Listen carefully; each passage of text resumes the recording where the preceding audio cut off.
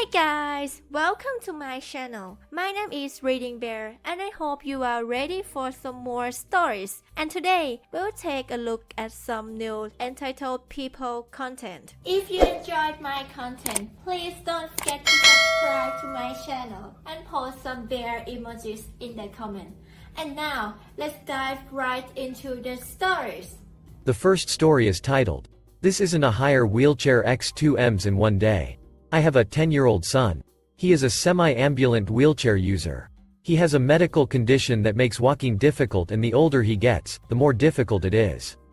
He can walk short distances, 10 to 12 steps, but then it starts to get painful, so he uses a scootboard, think square skateboard with caster wheels on each corner, to get around the house and a wheelchair out of the house.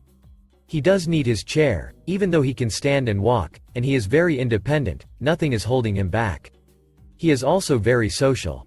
He loves talking to his specialists and knows all the nurses by name and their pets' names. He is also well known in our local area. The employees in the shops all know him.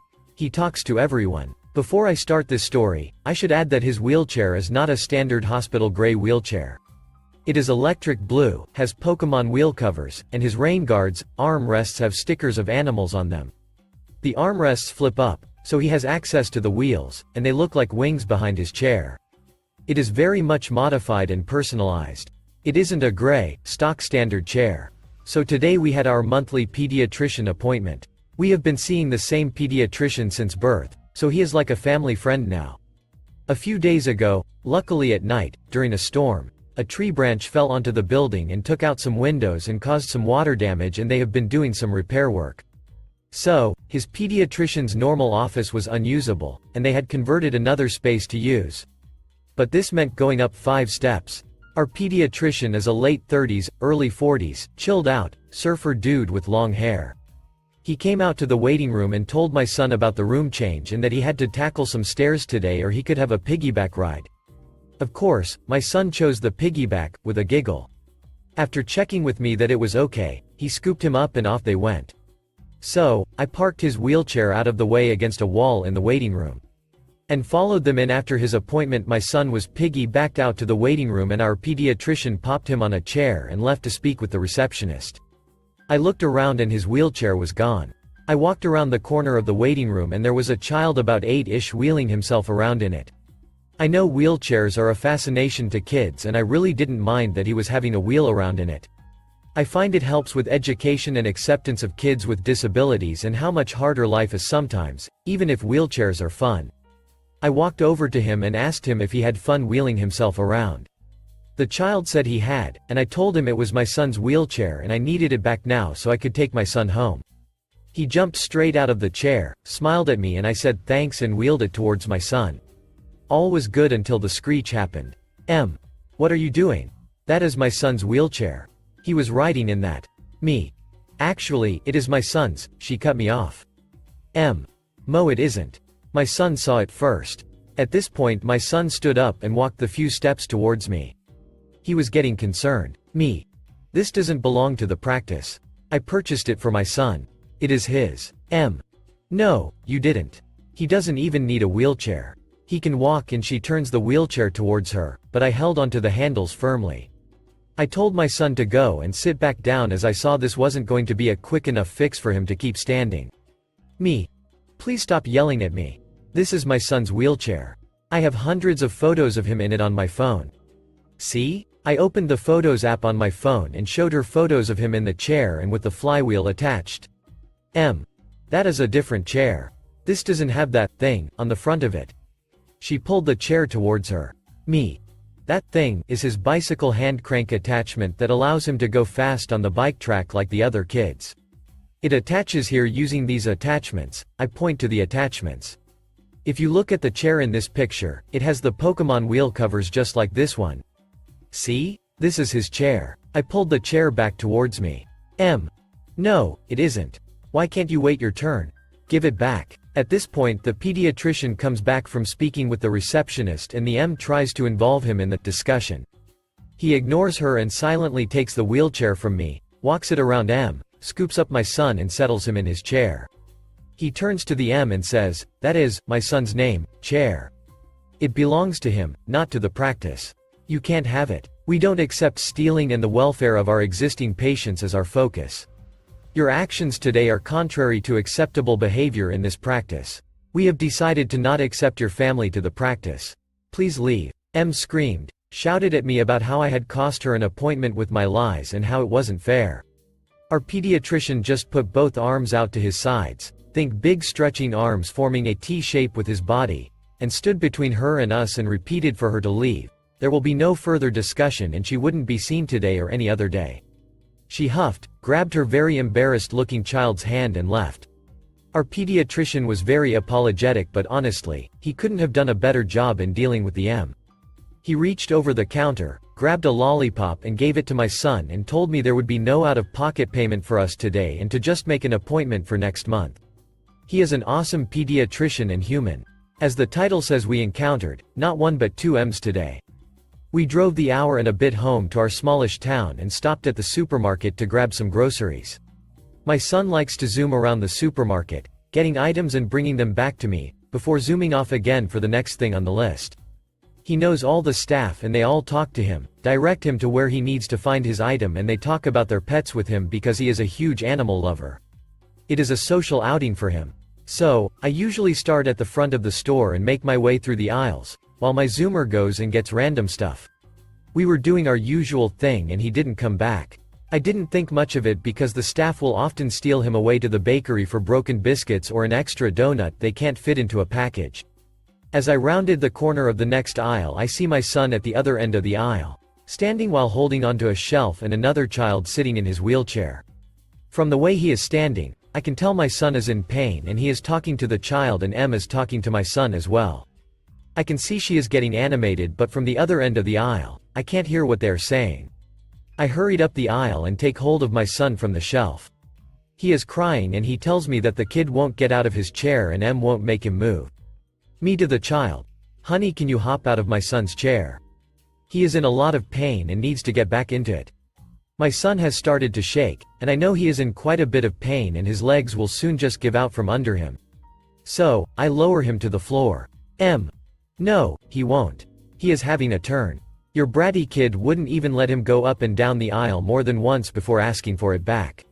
My son has a sore ankle, and I am going to tell the manager we need it more than you. Me. What? This isn't a hire chair, it is my son's chair. M. Don't be ridiculous. I see that chair all the time being used by kids. Me. You may see the chair in here a lot because my son and I come here a lot for our groceries, but it is his chair. M. No, it isn't. It is in the store every time I come in and different kids are using it. Me. You are mistaken. It is my son's chair. I have photos of him in it. He needs it back. I open my phone and try and find a picture of my son without the flywheel attachment to avoid the same discussion as the morning. M. Nope. We are taking it, and off she goes, wheeling her son away. My son lets out a full-on wail that is a combination of pain and distress that his wheels are leaving. I run the few steps after her and grab out at the chair and firmly say no. You aren't taking my son's chair. The wail and my shouting have employees popping out from aisles, and the manager comes quickly from the service desk area.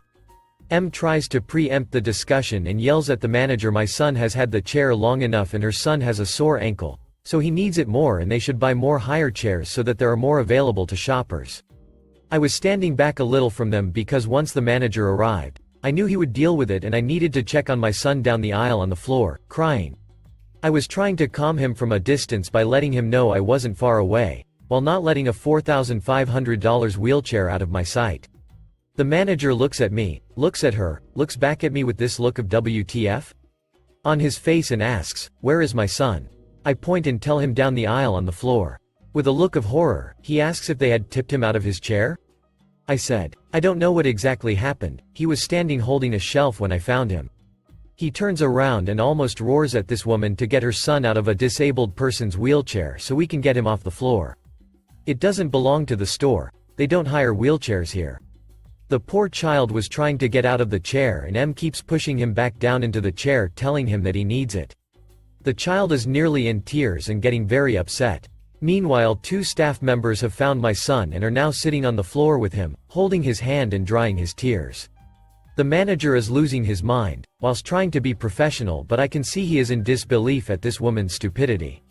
Then the troops arrive. In the background I see an employee with 2 police officers in tow.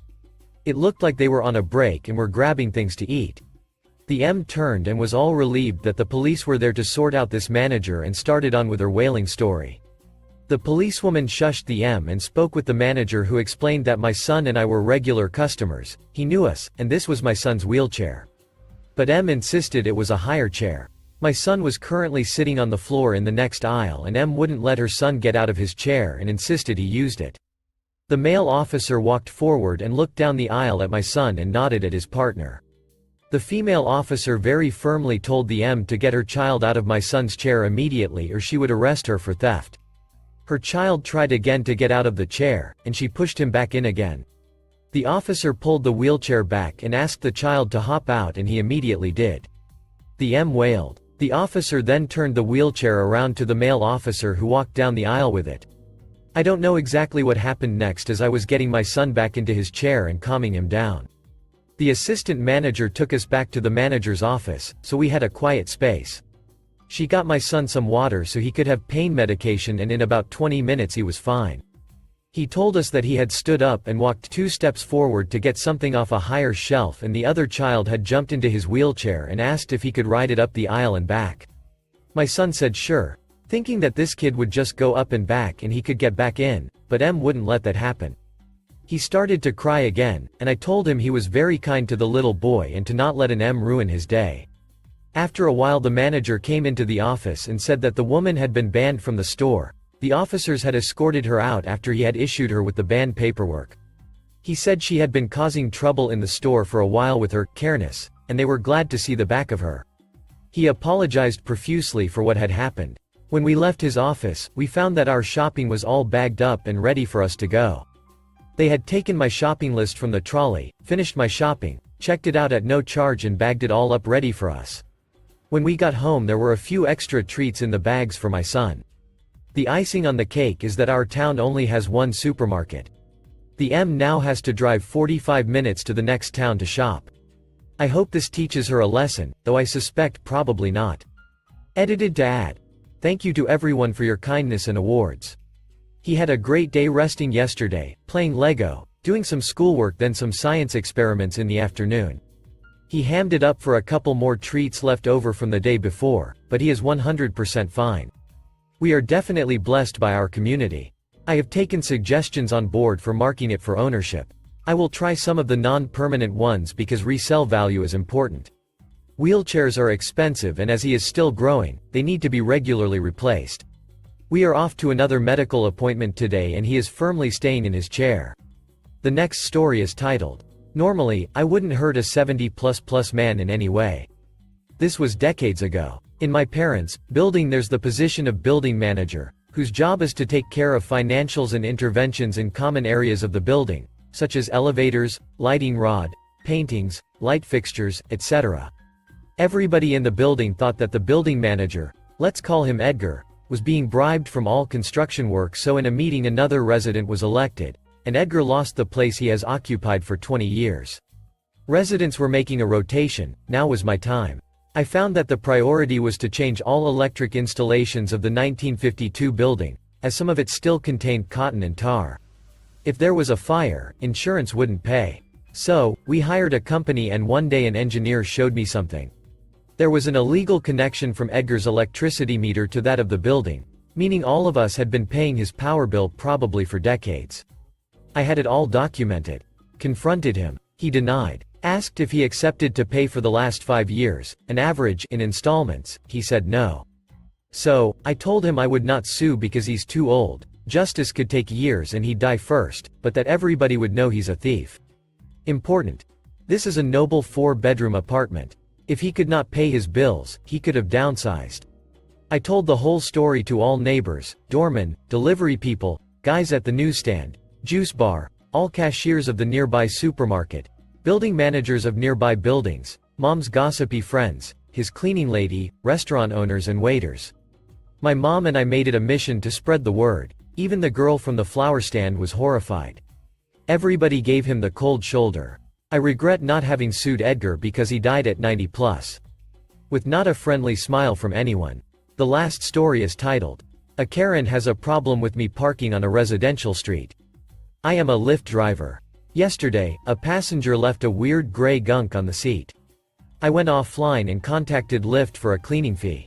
I chose to wait on a residential street for a Lyft customer service representative to connect with me and chat. I glanced over and saw an old lady with her small dog standing next to my car after I sent my initial message to Lyft. I didn't really think anything of it and glued my eyes to my phone screen to read Reddit posts while waiting for a response. Finally, a Lyft customer service person got to me. The representative was being slow to respond to each of my messages, so I looked out the window out of boredom. The Karen was still there 10 minutes later and was trying to get my attention. I have magnetic windows covers for my front side windows. Being annoyed, I pulled one out and covered that window. The Karen then went further down the sidewalk to try to look into my back windows. The thing is, those have covers on them 24/7 to block out the sun. She did this for another 10 minutes. There was a house a little further down that had its backyard and porch right next to the sidewalks. She went there and watched me longer. About 10 minutes later, my conversation with Lyft wrapped up. She was still watching me. At this point, I was willing to stay there the rest of the evening if I had to. She ducked off and went inside a few minutes later. Thank you for listening.